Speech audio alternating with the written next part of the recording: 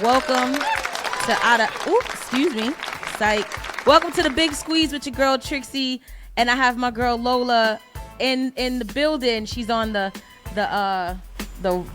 phone right now. Lola, you with me? I'm definitely here. Yes. My beautiful counterpart, co-host. Yeah, baby. Yeah, baby. Yeah, baby. I love you so much. You know that, right? I want to give them a little bit of history of Lola and Trixie. All right. So okay. I remember when a couple of years ago I had Out of the Box Radio, and I was going through it. I was. I reached out to you. We talked for a few. I was a big fan of yours, and come to find out you was a big fan of mine. You know what I'm saying? This was 2 years ago. And 2 years ago, right, around this date, it was literally, I think, September 15th, if I'm not mistaken. Yeah, it was something. Yeah. 2013, we had ended Out of the Box Radio together.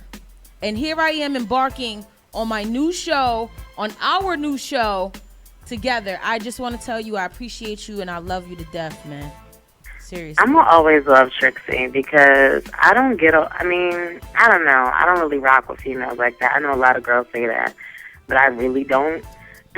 And I think it's not even about me. It's about them. Like, I can try to be friends with other females. They just, I don't know, they don't rock with me, maybe. So, I don't know, but the first time I met Trixie in person, she came running, smiling over to me like we were on some reunion show. Like, I met her before. And her energy was like, you're my friend. And I was like, this girl likes me. And I love her a long time. So it's been all love ever since. Oh, that's beautiful. I know how you feel. And I want to, everybody, send y'all best wishes out to my co-host. She wasn't feeling well as of the last week. And I want to make sure that they all send their blessings over to you. That's why she's been a little bit lack online, but it's all good.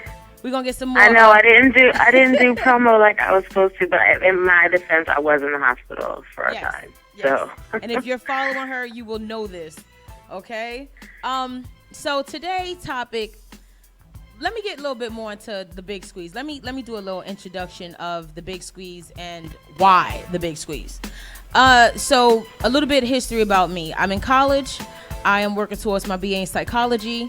Hopefully after this next 3 years is over, I will be working towards my relationship specialist certification by the state of New York. I want to be licensed. Well, I will be licensed by the state of New York as a relationship specialist. The Big Skweeze motto is getting to the core. I believe strongly that a lot of people, they hold back on the thoughts that they have because of what they think society is going to say about them. Lola, you agree? Yeah. And with that being said, I want to bring real people. I want to bring real questions, real thesis, real thoughts that people have, and actually let y'all know what people are really thinking about these things. And I wanted to do it in a universal way. So the show will basically be about relationships of all aspects.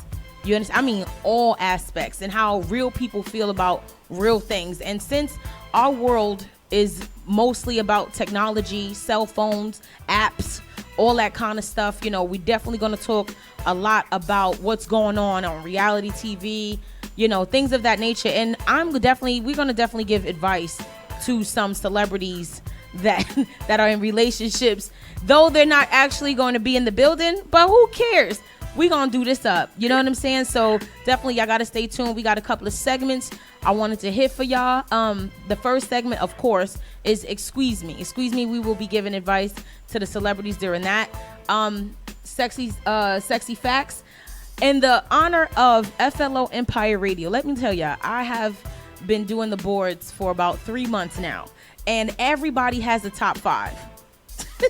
Lola, every show has a top 5. So I want to do top 5 sexy fun facts starting today. So with that being said, that's another segment that we have. And right now today we're just gonna have fun. I have 3 guests coming up. I have the young ladies from our older show from yesterday. They kind of left, and I missed them a lot. And as they're leaving, they're like, "No, we coming back for your show, Trixie." So I want to give a big shout out to Joy and Star from the Bar Talk Radio Show. We miss y'all. We gonna miss y'all when y'all going, but they coming up today. I guess when they said they coming back, that's how fast they was coming back. So they're gonna come on and talk today about our topic. And as I'm segueing to my co-host right now, I'm gonna let you guys know a little bit more about the topic. If you follow me, you know for a fact that I bear it all online. I mean, I have no holds barred. I mean, my counterpart is no better than me. But, we're very intelligent women, and we pretty much know what it is that we want. And I feel like a lot of people, when I do I have a like page with almost about 16,000 likes on it. And certain times I'll put some real raunchy something up, and you'll get the diehard Christian, the diehard religious, the diehard guy that's like, "Oh, no man will ever want you," kind of, comment. And then I want you guys to know what our thought process is when we get those comments. I am like itching to rant about this. I know. Like when I say I'm not going to chime in, I'm going to have like a full-on rant. Which is why I'm going to just let you be great and talk for however long you need to, because I am going to go. I'm going to let you do it. I'm going to let you do it. I'm going to just take one more minute, and that's why I'm segueing it in. I want to give you guys the idea of what we think and why we do it. And, we're going to definitely talk about that with our guest as well. Our panel discussion will be, hold on. Okay, so our panel discussion, I got you, Slims. Our panel discussion is going to be, it's going to be either are we confident or are we confused? Not we as in all of us, but we as in women that are bearing it all online. So with that being said, I want to allow, and right now I want y'all to pay attention to my host's rant. Let's go. All right. So for real, like, pictures don't dictate character.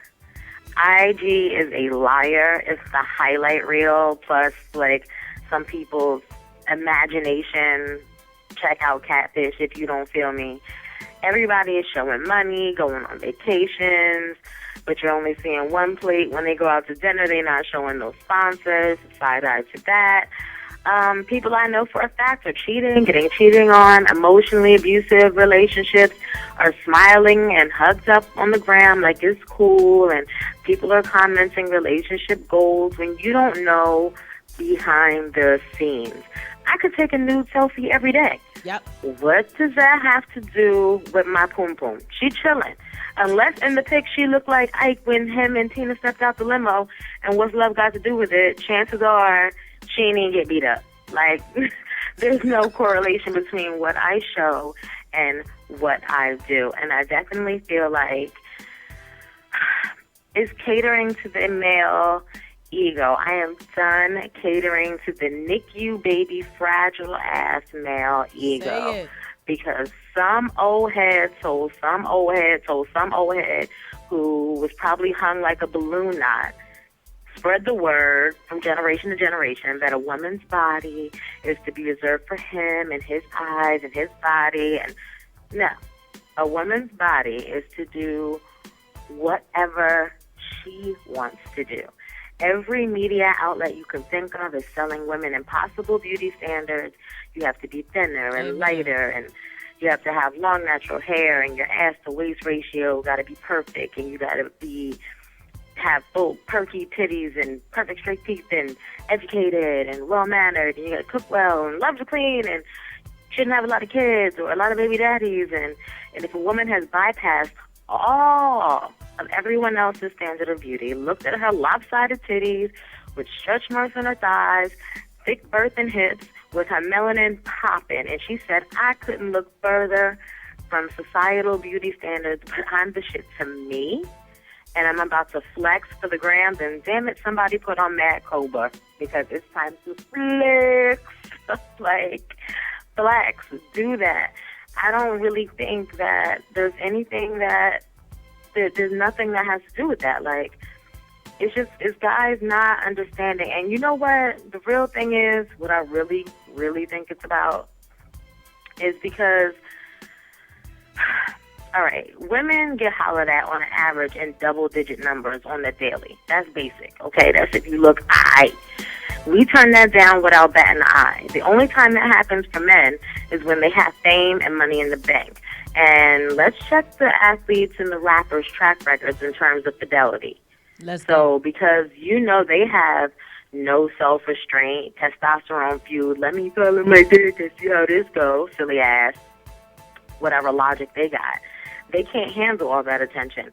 They can't stand the thought of their girl having it because they fear that their adulation from other men will cause her to leave him. But when you are the shit to your girl, there's nothing some random dude on a site can say that can pull her. So instead of focusing on what the next dude could say to get her, focus on being that dude. And she'll look at the next dude as a downgrade, and you won't risk, nothing. She's not risking nothing.